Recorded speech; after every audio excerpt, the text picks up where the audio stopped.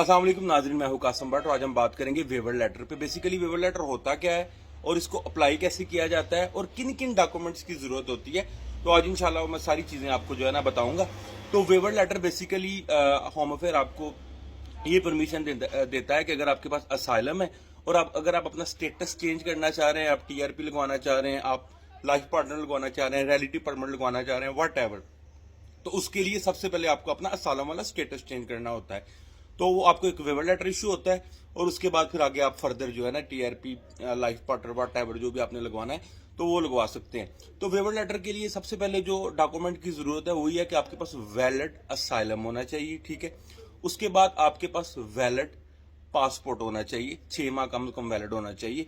और उसके अलावा जिसके साथ भी आपने लगाना है, आपने अपनी गर्लफ्रेंड के साथ लगाना है या आपने अपने भाई के साथ रिलेटिव परमिट लगवाना है, तो उसकी आईडी की कॉपी की आपको जरूरत है।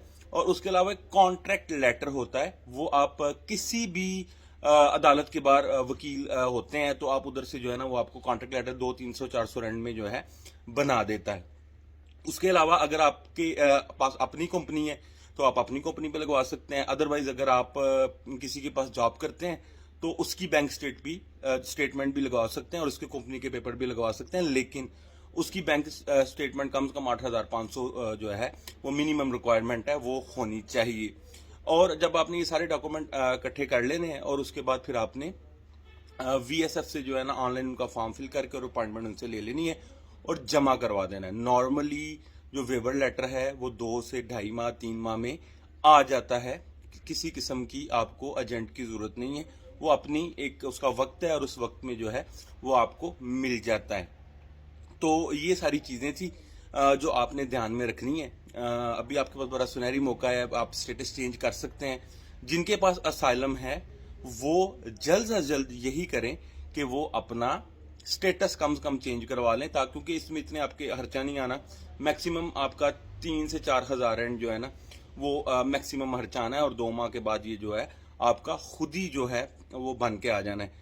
तो अगर इसके बारे में किसी को भी कोई इन्फॉर्मेशन चाहिए हो या इसको अप्लाई कैसे करना है या किसी लेटर की जरूरत हो तो इब्राहिम हान साहब है, पहले ब्लूफोंटीन में होते थे, अब जोहान्सबर्ग में जो है वो होते हैं, तो वो उसको आपकी प्रॉपर आपको डिटेल बता सकते हैं कि इसको किस तरह अप्लाई करना है। बताने का मकसद ये था कि क्योंकि एजेंट हज़ार 7-8 8 हज़ार 10 हज़ार रेंट भी जो है ना ये चार्ज कर लेते हैं और ये बड़ा सिंपल सा, ये बड़ा जो है ना इसमें कोई इतनी रॉकेट साइंस नहीं है।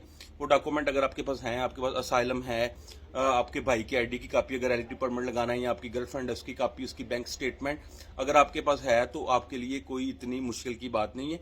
आप उसको इजीली अप्लाई कर सकते हैं और आपका मैक्सिमम 4 से 5 हज़ार, ये मैंने ज्यादा कह दिया, 3500 तकरीबन इतना खर्चा आएगा और आप एलिजिबल हो जाएंगे कि आप अपना स्टेटस चेंज कर सके। फिर आगे से आप अपनी फाइल जो है वो जमा करवा दें और फिर जो है वो आपका परमानेंट आ जाएगा।